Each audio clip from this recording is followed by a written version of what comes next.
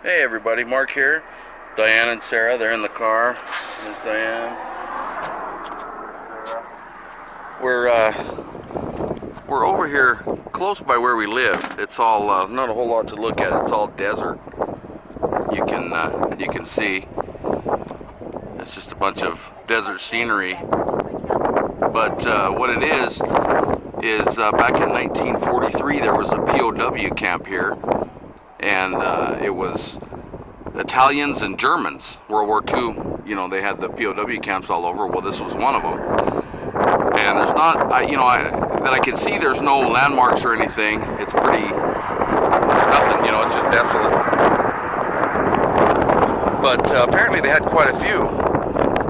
I'll give you the stats here in a minute. I just wanted to stop and get some film of it and show you. You know, I mean, it's just an empty lot here, and there used to be a meat packing plant, like a ranch right there, and it's gone. You know, it's been gone for quite some time.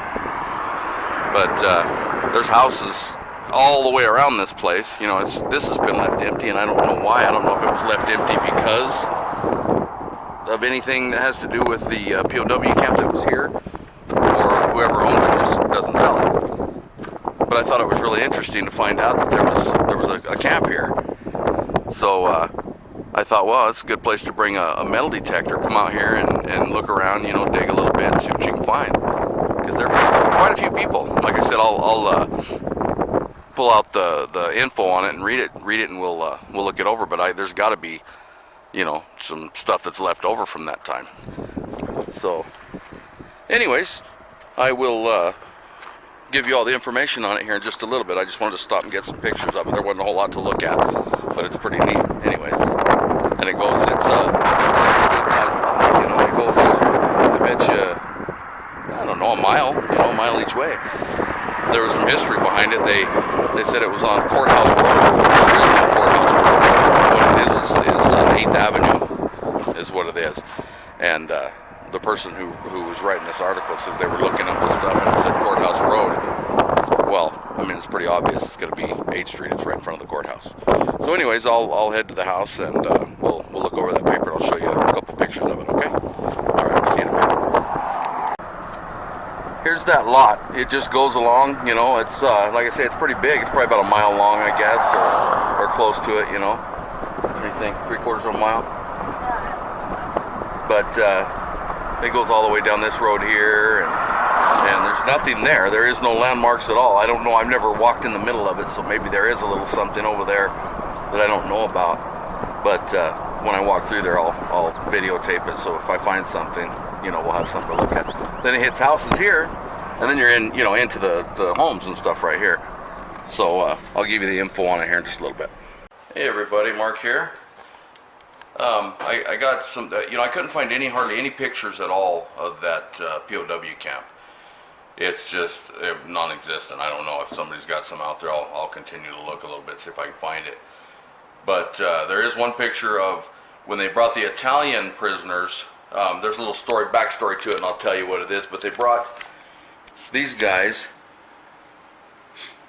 They were Italians. They brought them to the Safford POW camp.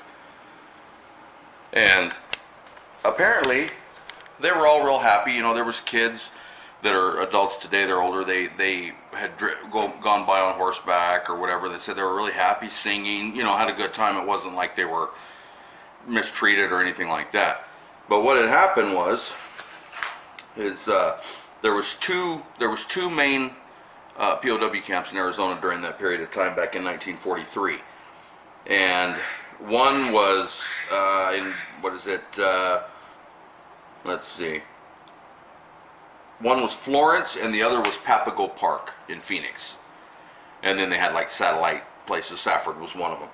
And so when Italy surrendered in September of 1943, they took the Italian prisoners and they shipped them out to work camps, you know, and one was at Safford here, so they brought them here. And had them here just, you know, for different work projects and whatever they saw fit. So, anyways, there's several people from here around town that are, you know, well known around town, and their names mentioned in these stories here. the kids talk about being on 8th Street, riding by on you know, their bike or something, or horseback, whatever they were on, and they could see these prisoners, and they were all real happy.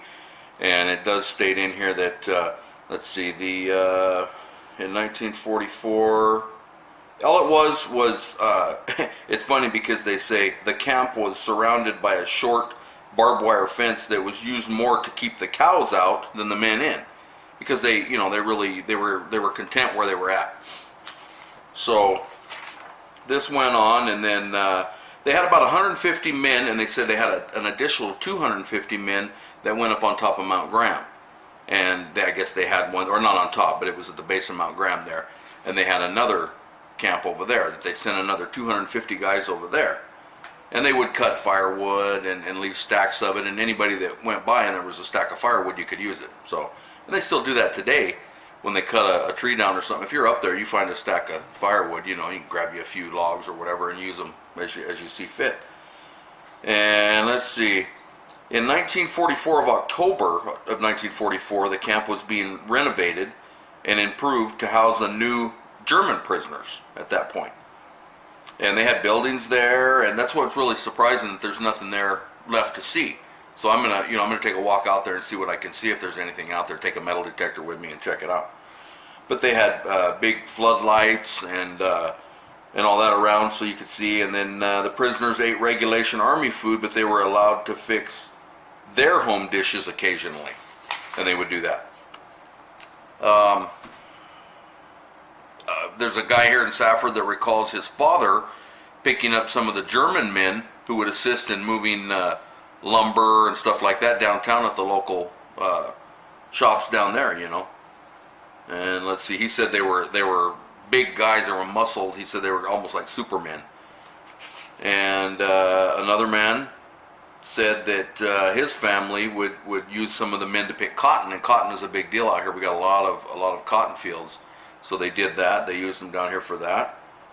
And then it goes on. It talks a little bit. You know, they had little coupons where they could go to the commissary, and there was a commissary there. There was a kitchen. There was this, that. You know, they had all kinds of stuff. But the prisoners would use their coupons to buy tobacco, not cigarettes. They couldn't have cigarettes. They had to roll their own with whatever they could find. And it says they would improvise to use whatever they could to roll their cigarettes or smoke their tobacco. And they would buy candy with their coupons at the commissary. It says here, one German remarked, "Hitler was wrong. He promised me I would march through the U.S. of America. I did. I marched, but I had to drag a cotton sack behind me."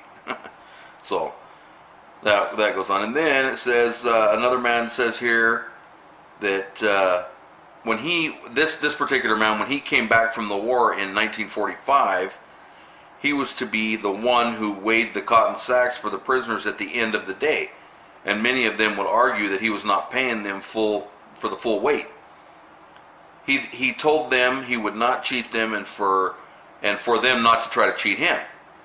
They thought they should be paid for the weight of the sack as well as the cotton. He explained many would show up with only 25 or 50 pounds for the day. He said he also remembered that the guards told him that he was only issued 3 bullets for his M1 Garand rifle. Some of the guards would keep the bullets in their breast pocket, so if rushed by the men, they would only get the empty gun, you know, so they're pretty smart, so they don't get a gun with bullets in it. He figured he could stop, he could not stop 24 prisoners with 3 bullets anyway, so that was the best way to go about it. Let's see, all Germans, it says here, not by any means were all the Germans hardcore Nazis. Most were draft people who had little enthusiasm for Hitler or the war.